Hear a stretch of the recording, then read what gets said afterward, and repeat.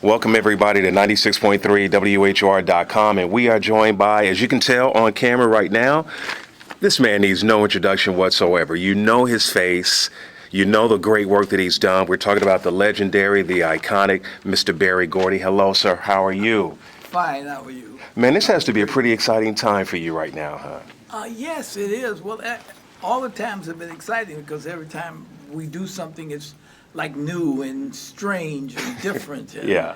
And I'm struggling always Yeah. trying to make it work, How good does it feel to see your life, your huge life, coming to life on the big stage like it is now?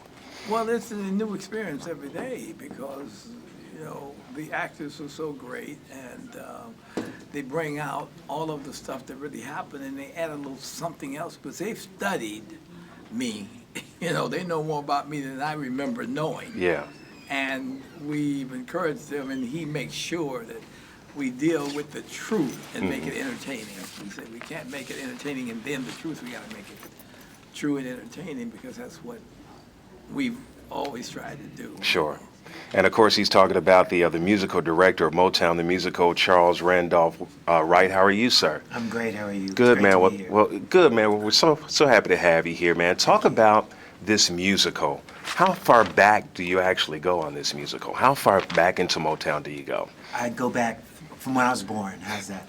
I mean, this is such an amazing journey because it's all of our stories. Yeah. It's DNA. It's not just black too. It's everything. It's every age. It's every political party, and that's what's really important about this. Motown opened the emotional door of the civil rights movement, and we need that again. We Yeah. need people coming together again, and that's what this show does. And about 5 years ago is when we met and started working on this. And so Broadway here, then it's opening in London, it's going back to Broadway. To be able to take that message throughout the world, literally, is what they did before. So to do that again is thrilling. And I know it's probably a lot of work, but it definitely has to be a lot of fun at the same time, huh? Well, I idolized Berry Gordy growing up, so the idea that I'm working with him, we'll be in the middle of working on something, and I have that minute of, oh my God, I'm arguing with Berry Gordy, and then I go back to arguing again. So I've never had a working relationship this way with someone, first of all, that I admired so much, but to have to do a project that's so important,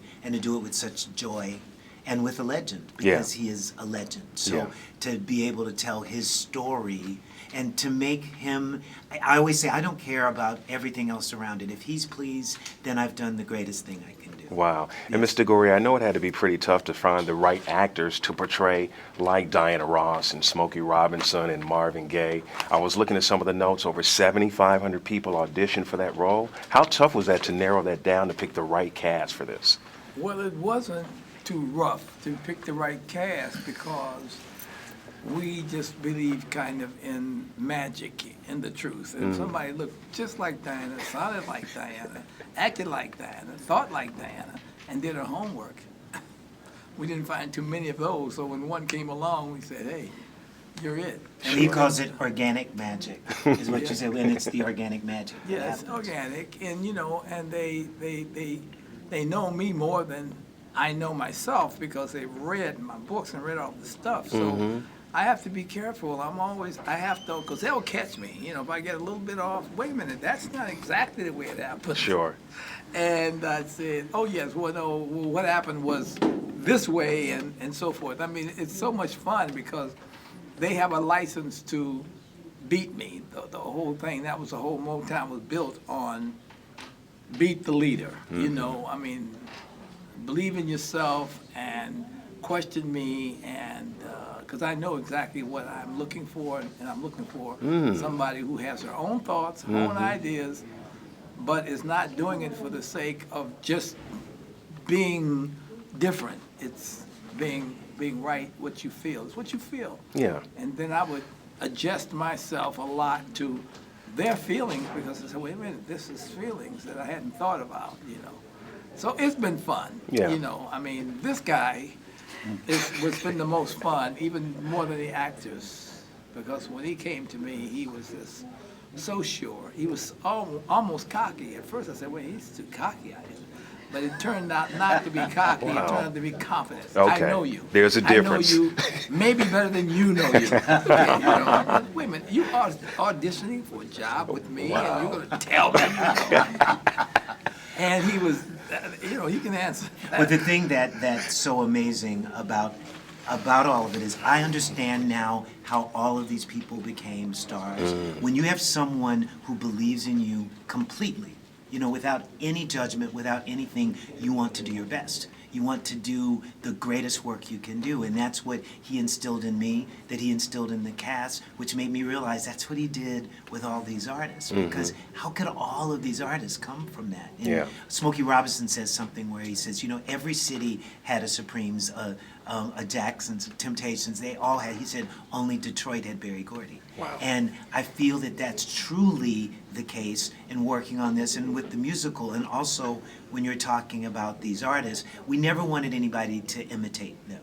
Find that essence. And, you know, I had the secret weapon because I had him. Sure. Because he knew them before they were stars. So he knew where all of this came from. And that's what we've been able to put. And judging by all these shows, audiences go insane. Yeah. You know, and just watching them because they get to live Motown again. Wow. And the ones that are young that don't know it, now they know what it's about. So you're saying Living Motown again. What songs are they going to hear in the musical? They'll hear 3 zillion songs. You know? It was so hard not to figure out which songs to use, but all the great hits. Does it ever change? Or is it always Well, the he same always on every gives show? notes. I mean, Okay. he'll go see Diana or Smokey or Stevie and go back and give them notes. Wow. So it has been evolving Yeah. based on, because that's what art does, and that's what's so great about him.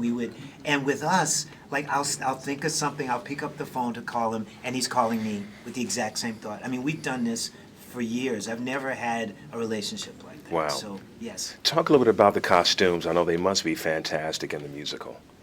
Well, I mean, they were all fantastic to me, but he had more to do with that than I did because he was a director and he laid out the stuff. You know, I just told the story and he would say, well, this particular song is a great Motown song, but what is it doing? I said, well, really, it's a great Motown song, and you're right, it doesn't do anything, so we have to move that song out, and I would write another song. I said, because this is a song that fits the situation, and some of the songs didn't fit the situation of the truth of the story of my life, so we wrote 3 new songs, and sort of in the same feeling and style of the Motown songs, but yet it was telling a different story. And one of the biggest songs in the movie became a song called Can I Close the Door? And it was a song about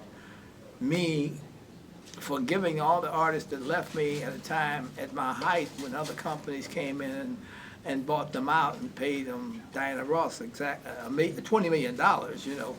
And as much as she loved me, as much as we were together, you know, $20 million is $20 million to her, and she had a chance to be her own boss and not have to be listening to me. And I'm saying, that's not right, because when she left, everybody was, whatever she did was right.